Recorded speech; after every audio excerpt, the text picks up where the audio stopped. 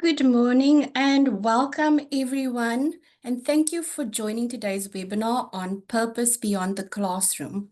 My name is Danica Saunders and I will be your host this morning.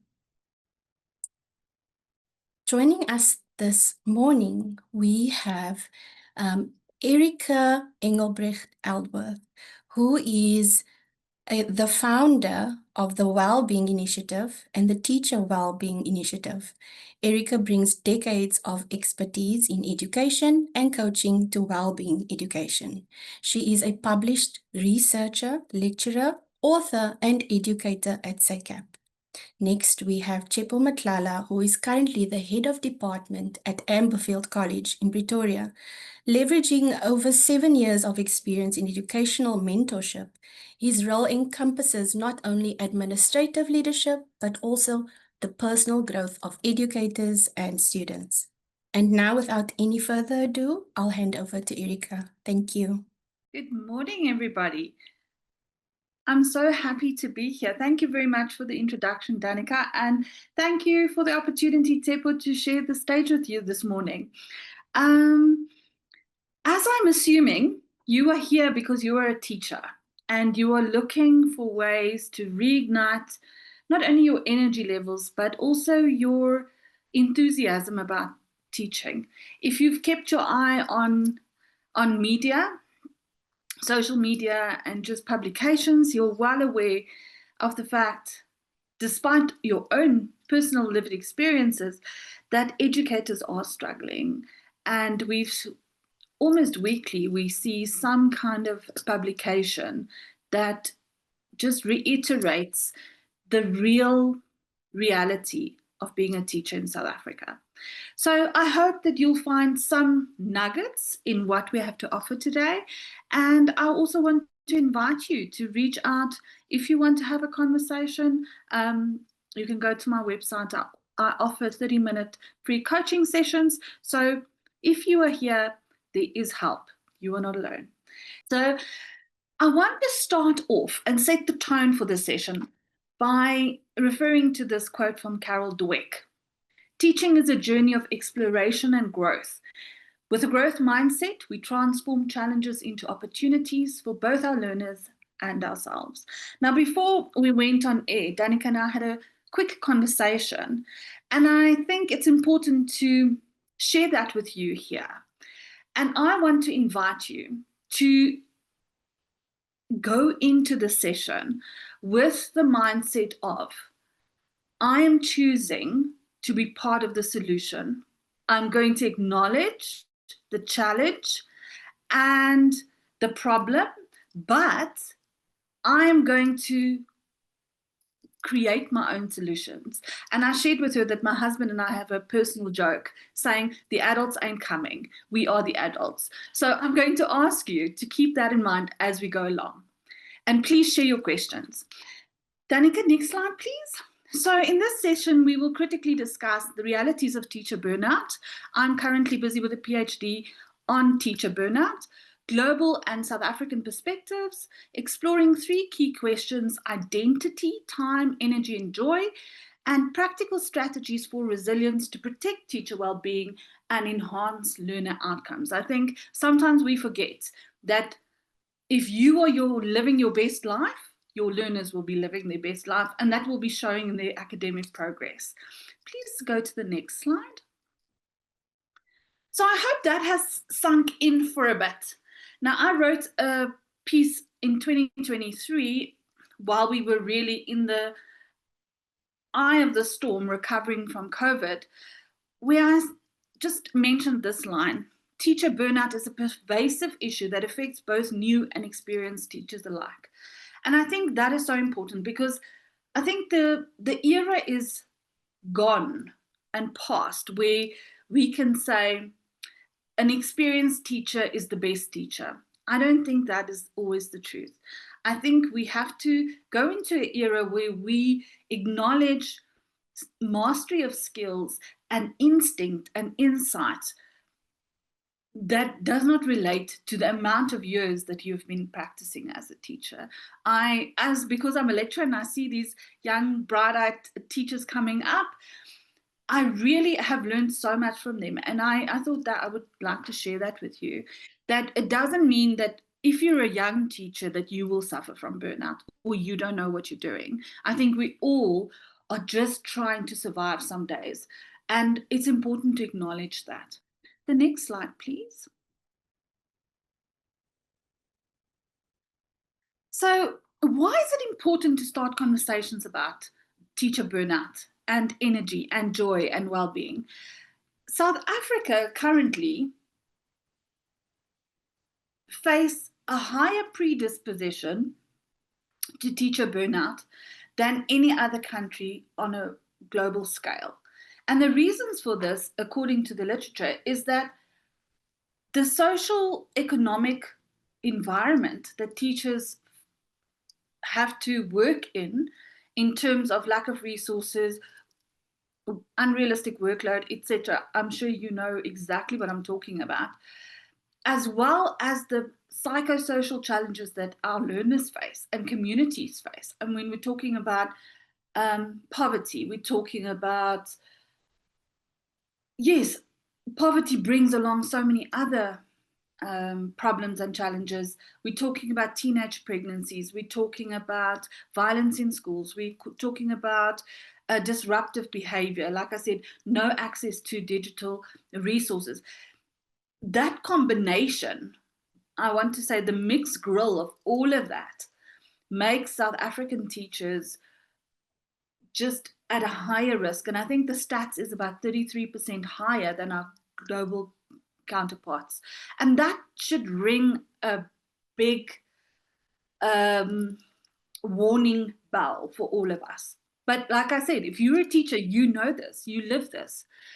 Burnout undermines teacher well-being. We know this. When you are exhausted, when you're currently in a situation where you're facing the same challenges every day, there's no relief, your classes are getting bigger, you are not offered any support, there's no professional development that teaches you skills to deal with the new behavioral issues that we see, there's no support from social services, etc., etc., etc.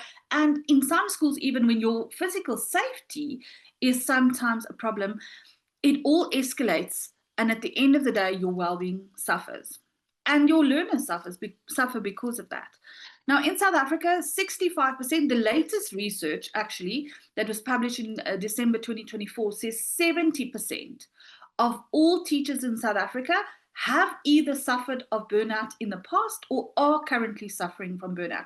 And that is a big red flag. Teacher well-being is essential for learner recovery in post-COVID. We know that, but it's also essential for learners to be successful academically. Because if you are stressed, if you are exhausted, if you're physically ill all the time, if you're not sleeping, you're not eating well, you do not have the resources to be creative, to solve problems, and it all just snowballs. Next slide, please, Danica. So I'm sure if you've been teaching for a while, all of these statistics is familiar to you and to your personal lived experiences. So in this session, what do I want to talk about? What do I want to share with you? And I want to share with you, firstly, I want to start the conversation around who am I outside of my role as a teacher? Because I think as teachers, because we are passionate, we are driven, it's internally motivated, we want to add value, it's completely altruistic. A part of our identity is underpinned by the job that we do, right? And we sometimes forget all of the other things we are outside of that role. And then the second discussion point is, how do I reclaim my time and my energy? I want to spend some time talking about setting boundaries and learning to say no, which is generally out of our comfort zone. And then number 3, why does joy matter for resilience and mental health? Please go to the next slide. So I want you to just reflect on those 3 talking points and think about how that speaks to your current situation, your personal life and your professional life. So who am I outside my role as a teacher? So Global Pressures, we've spoken about this, says that 44 to 48% of teachers report workload stress. And then also in a local context, like we said, 65 to 70% of teachers report suffering from burnout, either in the past or present. But in rural areas, that escalates with another 25% because of all the higher risks, because of all the lack of resources, because of the socio-economic challenges we face. And then the last thought before we move on, over-identification with the teacher role leads to fatigue and erosion of personal identity. Why? Because if you are facing problem after problem after problem each day, you lose your hope, you lose your enthusiasm, and it's very difficult to recover from that. So later on in the talk, we are going to talk about ways that you can regain that. So Maxwell said, you can only change what you acknowledge. So that's the purpose of all of the stats. And like I said, I'm sure that you're already familiar with the state of education in South Africa. So I want you just quickly to think, and maybe if you have a notepad around or your phone, jot down what different roles do you think you play while we move on to the next slide. In your life, what other roles do you play? Maybe you're a partner, maybe you're a parent, maybe you are involved in the community outreach programs, you are a community leader, maybe you are engaged in some form of hobby, or you're a part-time student.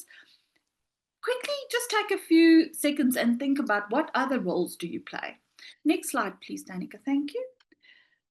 So like I said earlier, you are currently jotting down your different roles that you play without being a teacher. And with the identification of those roles, I hope that it becomes clear to you that if you do not set clear boundaries, there will be no time or energy or even enthusiasm left to engage in those roles that add value to your life. And when we get lost and we just latch onto, and I just have to acknowledge that this is not criticism. I've seen this in my own life, in my own role as a teacher. It is non-stop. You are never done with teaching. This morning, I saw a social media post that said the first rule to share with new teachers are that teaching is never done. It's not a job where you can go home and say, I'm finished for the day, because there will always be something to do. And I think that's something that we have to acknowledge and embrace and understand, that you will never get home and say, I've done everything that I had to do, because of the continuity of teaching. There's always another poster to make. There's always another child to give individual support to. There's always another book to mark. There's always another exam to mark, another activity to set. But you have to change your mindset and you have to start prioritizing. Now, later on, we're going to talk about practical ways of doing that. But it starts with changing your mindset to say, this is a work in progress. And whatever I didn't manage to finish today, there's always tomorrow. But in the same breath, to master the skill of prioritizing. And sometimes you'll have to say no to we all know that someone always arrives mid-lesson with some kind of admin thing that you have to do. You have to tick off learners on a class list for something that's actually not part of your portfolio. This is teaching, the immediacy of teaching. And sometimes you have to just take those 3 seconds and think, is this really important right now? Is it something that I have to stop everything for and complete? Maybe like an attendance list, if there's an emergency, yes, you have to. But sometimes you can say, no, this can be dealt with later. I can first finish what I'm busy with. So understanding those boundaries and the immediacy and the importance, the priority of the administrative tasks that you need to do is sometimes important. And sometimes in my career, it was more important to say I'm sorry later on than to stop everything I do or that I was doing at that time and focus on something that did not add value to the academic development and social development of my kids in front of me. And that's the risk you have to take. Sometimes it's easier with some leadership groups. They will understand that the children are your priority, but this is something that you will have to sort out for yourself personally. So the next point I have here is over-identification as a teacher. If you just latch onto that and form your whole identity around it, it will swallow you whole. There won't be anything left. And if you are a partner, a parent, you are a friend, all of those other relationships will suffer because of it, because you don't have anything more to give. I'm sure if you're a teacher, there must have been 1 or 2 days, with me it was a regular thing, that you got home and you just felt like I need to have a nap. I need to disassociate, I need to step back, I need to self-regulate before I can deal with the role I need to fulfill here at home. Because at work, we are making thousands and thousands of decisions a day at the same time. I mean, if you are not a teacher, you won't understand how it feels when 10, 15 kids are talking to you at the same time and you can hear what they're saying. I think it's really a special gift. But that is what teaching is like. So to protect your authenticity, to protect your self-identity, you have to really become more aware. Like I said, you jotted down all the roles that you play, and you have to make space. Like I said, I had sometimes had to take a nap, or I would tell my kids driving to school, before we get to school, 2 minutes of silence, just so I could prep myself for the day. And the same when we came home. Find ways to do the switch in your head. Maybe have a shower, maybe sit on your couch every day, a routine, have a cup of tea, put your feet up for half an hour, just take a breath and switch into the next role to regulate. So that is so important, understanding that you are more than just a teacher. Danica, the next slide, please.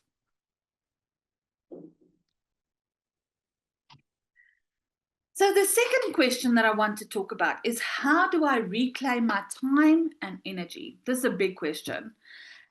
And again, a few stats. Teachers globally work around 50 to 53 hours a week. School leaders average at about 58 hours a week. And teachers spend about 26 extra hours.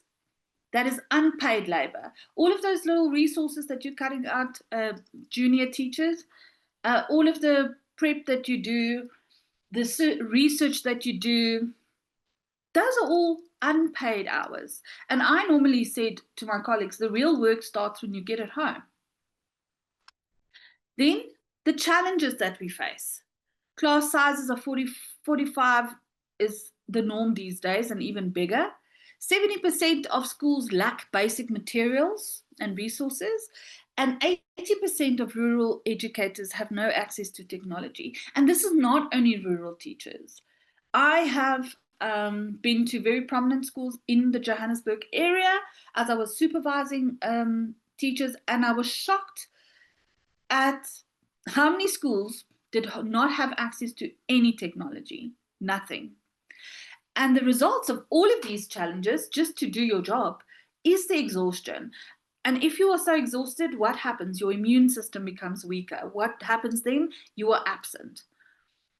And after doing that for a while, you get to a point where you realize, but I need to make better choices. And that's when a lot of teachers choose to leave.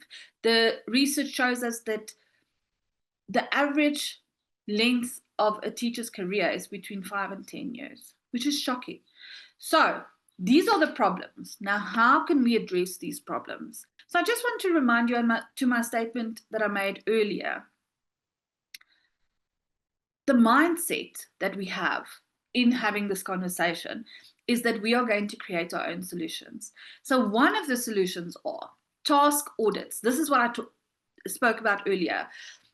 Sometimes you don't have to stop your entire day just to complete that one admin task, because that might not be the priority. But you have to decide and discern when that is a priority and when it's not. So identify high impact versus low impact work to reduce overload. If you have a test on Monday, today is Wednesday, and you haven't finished creating or designing that formal assessment, then you know that is high priority. I have to do it because it must still be moderated, etc. That's a high impact task. But a low impact task is watching TV while you are doing something that you get pleasure from, or listening to an audiobook while you are cutting out whatever you need to cut out. So that is low impact, right? Something that's not an absolute priority, like the kids are writing tests tomorrow and there's no test, for instance. You have to make those decisions as to what is absolute priority that you can't put in the later pile. Then you have to learn to say no. And for teachers, this is so difficult. I think, especially with the history of South Africa, social and political history, I think, especially in education, if you are anywhere near my age, we are used to teachers, yes is yes and no is no. The principals expect of you to just yes sir, no sir, 2 bags full sir. But times have changed. You have to learn to protect your own well-being.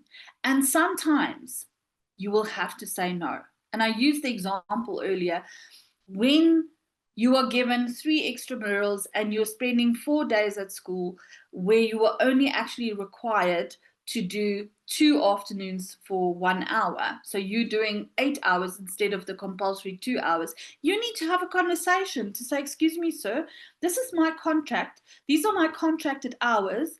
Can we negotiate time off, or are you going to pay me an hourly rate? Because here's my contract. And make sure that you understand what your contract says, right? Set those boundaries.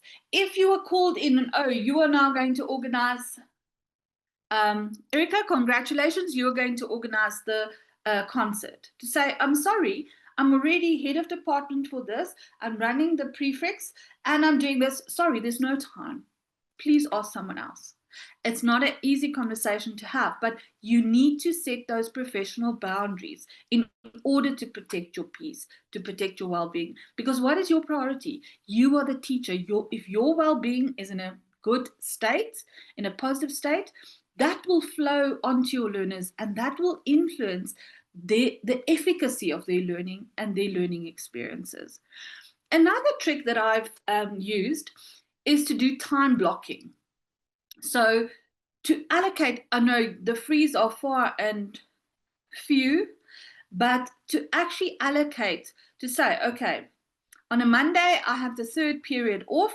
That's when I'm going to plan my week. Every Monday, 3rd period, I'm going to plan the tasks that I need to complete by the week so that I don't have to take anything home on the weekend. Maybe also make an arrangement to say, every day I will stay at school until 4 o'clock so that I can do all my work that I need to do at school, so that home is for home life. So that I know when I get home, there's no, and I mean, this is an ideal world. Sometimes you have to do things at home, but to limit that, you decide for yourself what that looks like, right? And then during the day, do micro breaks.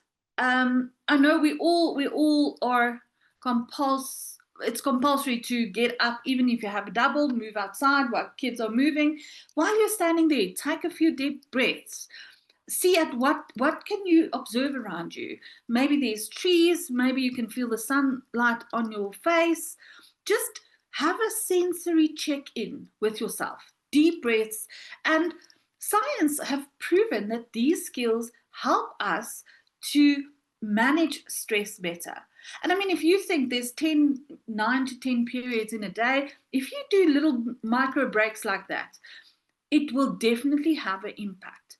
Make sure that maybe at the start of every lesson, you know, it's very trendy, all teachers with their fake Stanleys. I always joke about that.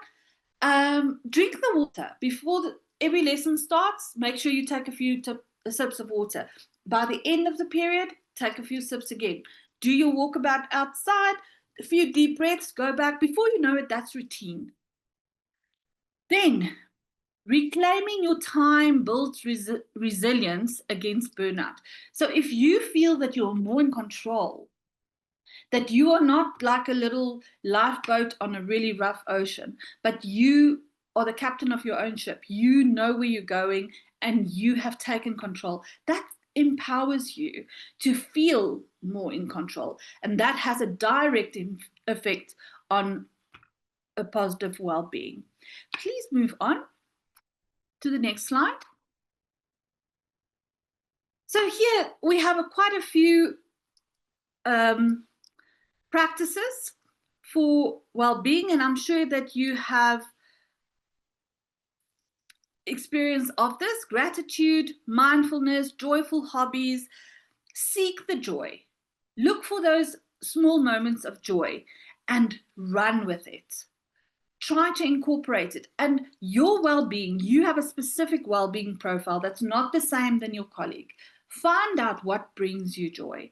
Unfortunately, I think I've spoken way too much. If you want to contact me, please feel free, and then we can continue this conversation. Thank you so much, Danica. Thank you. Sorry, Tsepo. Yes. Was reading the fact that I'm going overtime. sorry. Oh, no. Our next speaker is Tsepo. I'm so happy to introduce him. Thank you, everybody. Okay. Good morning, everyone. I am Tepo, and I just want to thank Erica for speaking about the importance of compartmentalizing. One thing that I want to learn with everyone who's in teaching is for them to learn how to regulate their nervous system. The number of friends and people that I know who are in teaching who are getting autoimmune diseases is very ludicrous to me. And all of this is happening because we do not know our boundaries. We do not know where we end. And because we do not know our boundaries, the teaching keeps on asking and asking and asking to our detriment. So please set out that intention. So a defining moment for me in my career was realizing that my love language was being critical. I didn't even know that I was being critical until Elena pointed it out that, say, why are you always speaking in negating words? What that allowed for me is I obviously couldn't answer that, Lena, right there and there, but it sent an inquiry deep in me. It started an inquiry deep in me for me to actually examine why do I use so many negating words? Do not do this, do not do that. And I realized that that was the love language that my mom used, still is using, to keep me out of harm's way. And I subsequently also passed it down. I'm conscious now to try, because every time when you are being critical, and as much as you come from a well-meaning place, the learner's defenses come to the fore. The same way that I never also actually thought that my mom loved me because of the way that she was critical. But now that I'm older, I can see how her being critical sort of like helped me. But we want to be careful when it comes to love and the intention that we have with it and how it translates. So I'll be speaking about the true cost of joy. Unfortunately, there is no joy without being vulnerable. For you to experience joy, you have to lean into what it is calling you for, because all of us have somehow learned to neglect ourselves from when we were young. Quite earlier on, you were told a girl doesn't sit like this, a boy doesn't speak like this. These are the mannerisms that you should have. And by the time you were in the classroom, and your teachers were giving you demerits and calling your parents, they were sort of like working a system in you that is going to make sure that you are quite savvy to contribute in the economy. But part of that comes with neglecting yourself. So that is why we all have like an inner child who's somewhat wounded.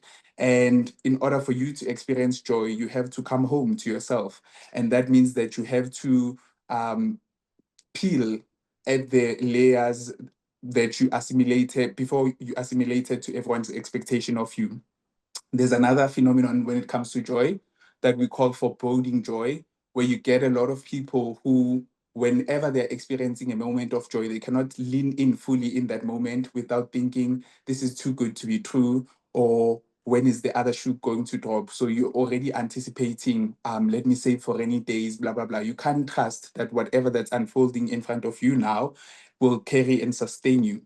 So my joy portfolio, this is what it consisted of. Ideally, I thought to myself that I'm the first one to go to a traditional university and get like formal education, even though others were in their own careers, in their own rights, but they didn't get there in the same manner that I went. I mean, I went to UP at the time when it was very prevalent. That was quite a huge achievement for me.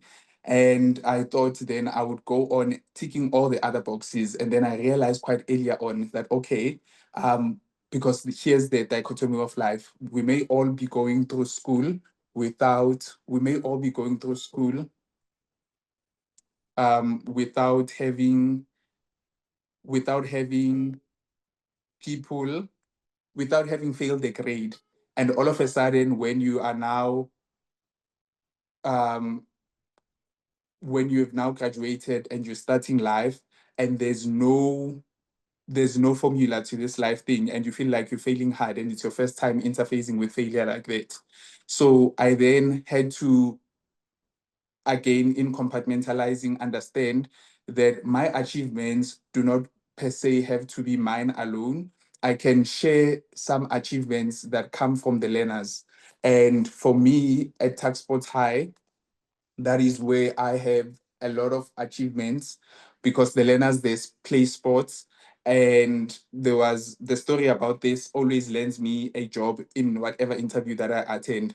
So Sino Sipo and Bradley Ngwana, I always use them as the classic example. They came into Tucksports High because you've got the divide of the kids who come from well-to-do families as well as kids who come from disadvantaged backgrounds who are only pure talent. And they get there.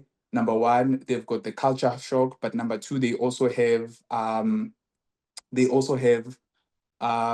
they've never spoken English before. And me identifying those gaps and trying to be the bridge, created a program that would assist them to know how to speak and communicate in English. Today, these are the kids who've won on behalf of South Africa the silver as well as the gold medal for the Olympics. And this is such a huge achievement. And to see them in the global stage representing us as a country, that is a win even for me. So this, I was saying it to you so that you can also learn how to quantify your value, because we know that teaching is not much of a rewarding career, but it depends on how you position yourself. So another thing is that you have to know, I'm grateful for that Miss Kathy Swart, who was my mentor teacher there at Tucksports High, taught me very earlier on that if you're going to be in teaching, it depends if you are on government or if you go the private route. If you are in the private schools, please do not be exploited. Know how much rate you are supposed to be earning per year. Know how much increase that you're supposed to be getting, because in as much as we can like to put on this facade and speak about how teaching is a calling and a virtuous thing to be doing, money is also important, because if you do not have money, then you'll be stressing and you'll be somewhat also having and that will have a negative impact in terms of how you're teaching, because you're always stressed. So please know how to negotiate and make sure that you do know, even though we shy away from speaking about salaries in the workplace, but know what is the market cap for when you are in the private schools and to the value that you are bringing if you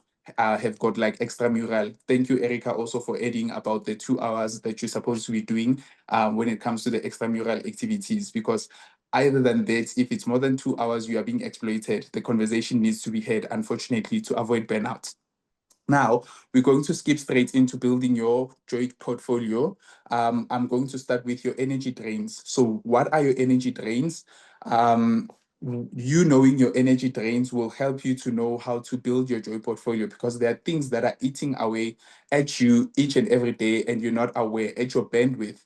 So you have got people, office gossip, when you have now created pseudonyms to name your boss and say Umamako or whatever name that you know that you're using in the office, and you laugh about it. But those things, what they do is they take away from you.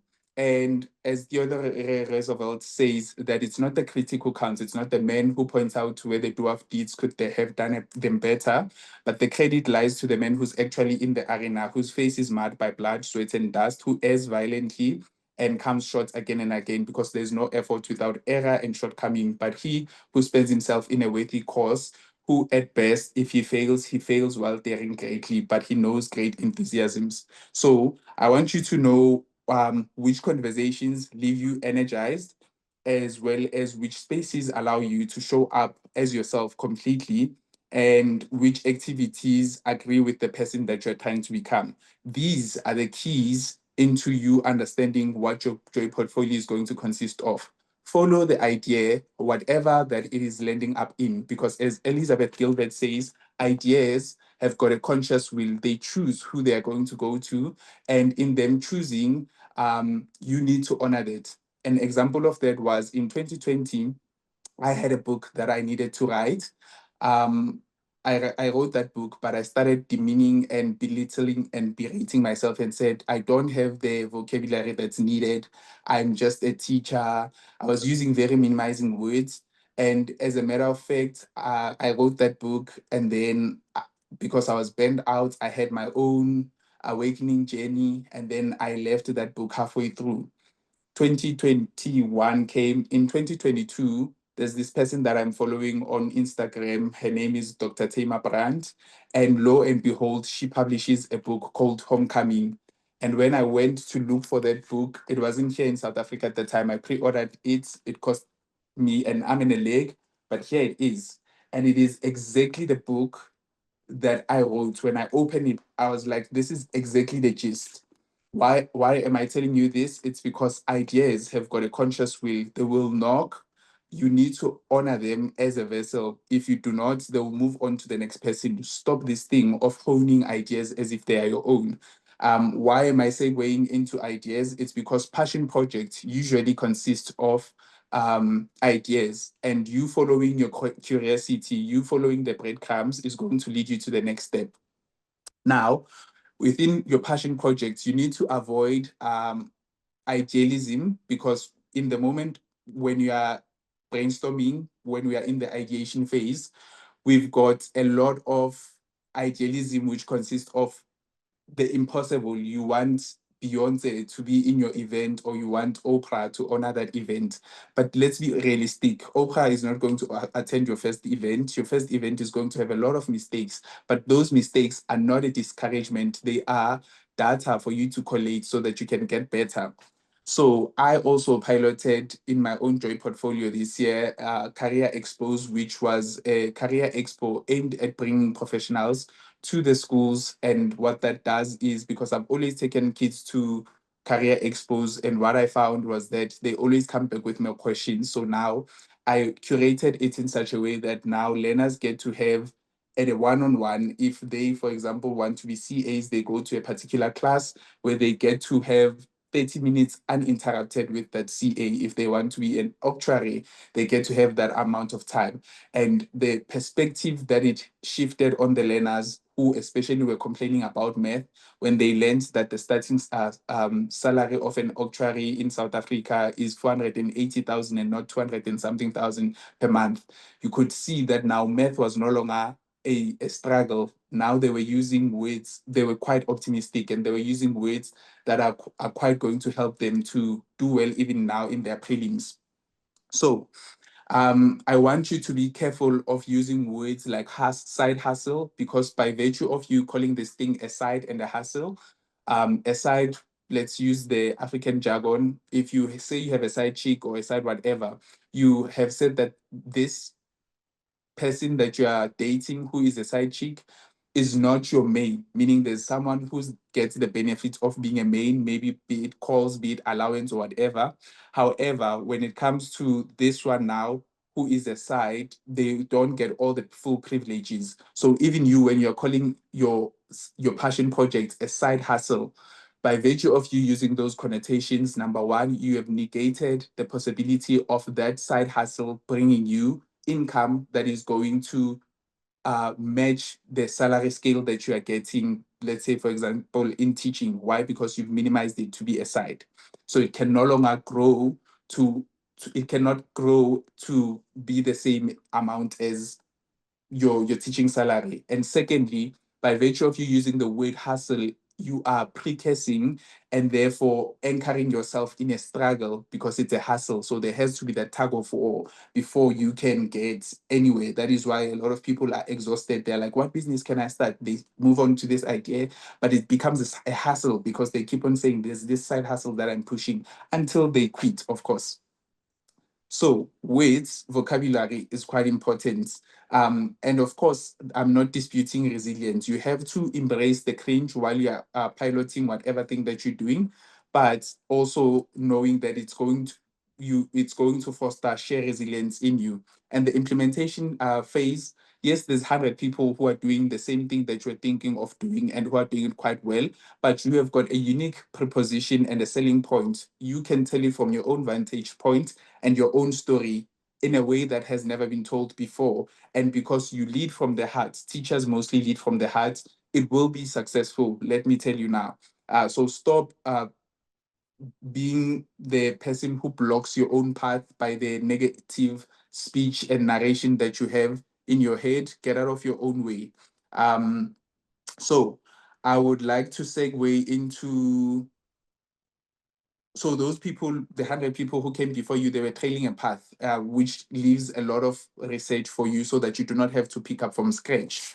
And then I want you to protect your passion so that you do not burn out. In 2017, this image that you're seeing now on the screen, at UP, we had an event called Expression, and I chose the theme 50 Shades of Color. My counterparts had a budget of 100 times, if not more than me. My house only allocated 500 for me, and I was competing with people who went into art galleries and bought pieces. And I thought to myself, how am I going to do this? So I went into a shop and bought only paint, and I recycled everything else that you're seeing there. And I said, I'm going to call this 50 Shades of Color. That was my theme. And on day one, I started in the rec room painting. And then as the days went, it gained momentum. People would come and help. And there was a child who was calling me Master Tep at the time because I was the house master. And he offered a croissant and coffee every morning, even though I didn't drink or eat them. He was persistent to say that you need to take care of yourself. I didn't, because when I've got this thing when I've logged in where food sort of like is distasteful to some extent because you wanna win. I, yes, indeed, ended up winning the entire event from the poetry to the dance to the decoration and all of that. However, 2 days after the event, I was admitted to the hospital because I was neglecting my health in the midst of trying to get this. And the message that is about burnout, because burnout, while most of us have quite iterated it to be about anxiety and exhaustion, there's also the difficult underlying layer, which is called executive dysfunction, where if you can recover from a certain type of burnout or trauma, you can now get like executive dysfunction where it becomes even hard because you now have lost vitality for life to do the things that you once did without any hassles, things such as bathing, cleaning, cooking, everything now feels like a chore. And when you have reached this stage, you've reached almost like a cul-de-sac, and you need professionals who can sort of like help you. And we see a lot of teachers who have started the process of quiet quitting, who are vaping, who are relying heavily on alcohol. And these are signs of not just the burnout, but a system wound. We see it in the absenteeism, which also subsequently leads to all of us therefore bearing their brands, because if they're absent, you now have to be doing twice the work, even though you're not teaching their classes, but you ensuring discipline across the corridor is still like, it proves to be hefty. So what am I suggesting is, as teachers, we need to understand ourselves and have autonomy over our boundaries so that we will not get these autoimmune diseases. We need to be serious about therapy. We need to be serious about community and mentorship. We need to be serious about our joy portfolio. And we need to be serious to even about little things such as your guilty pleasures. Of course, if you've got your guilty pleasure, if you've got an alcohol problem and maybe, yeah, you are a recovering alcoholic, you cannot then take alcohol as your guilty pleasure, but a slice of chocolate can do, right? So I want you guys to suck up the marrow of life, no matter how messy it gets. And I will leave you with this wonderful poem that I was taught by my grade 8 English teacher by Derek Walcott, Love After Life. It says, "The time will come when with elation you will greet yourself arriving at your own door in your own mirror, and each will smile at the other's welcome and say, 'Sit here, eat.' You will love again the stranger who was yourself. Give wine, give bread, give back your heart to itself, to the stranger who has loved you all your life, whom you've ignored for another, who knows you by heart. Take down the letters from the bookshelf, the photographs, the desperate notes. Peel your own image from the mirror, sit and feast on your life." Thank you. Thank you so much to our wonderful speakers. That was absolutely phenomenal. Please do follow us on our various social media platforms to stay up to date on upcoming events, program launches, and updates, as well as the recording to this webinar. Once again, I'd like to thank our attendees for joining us this morning, and to Chippo and Erica for their lovely input. And we hope you have a wonderful day further. Thank you.